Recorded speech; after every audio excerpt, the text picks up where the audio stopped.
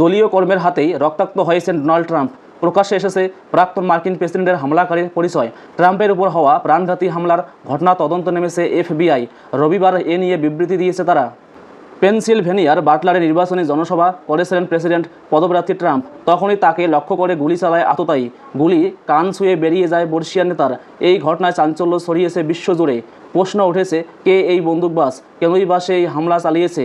এর উত্তরে বিবৃতি দিয়ে এফবিআই জানিয়েছে, প্রাক্তন মার্কিন প্রেসিডেন্ট ডোনাল্ড ট্রাম্পের জনসভায় যে হামলা চালিয়েছে তার নাম টমাস ম্যাথিউ ক্রুকস।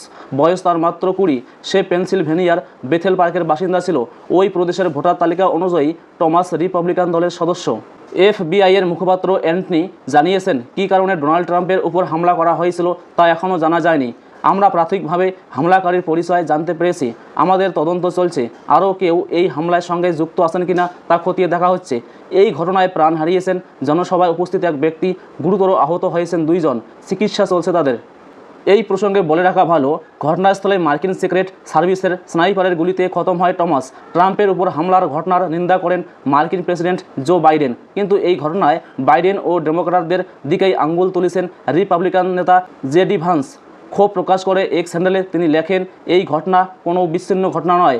বাইডেন শিবির প্রচার করেছে যে ডোনাল্ড ট্রাম্প একজন কর্তৃত্ববাদী ফ্যাসিবাদী, তাকে কোনো মূল্যে থামাতে হবে। এই ধরনের বক্তৃতাগুলোই ট্রাম্পকে হত্যা করার প্ররোচনা দিয়েছে। শুধু জেডি ভান্সই নয়, অন্যান্য রিপাবলিকান নেতারাও এই ঘটনায় সরাসরি কাঠগড়ায় তুলেছেন বাইডেনকেই।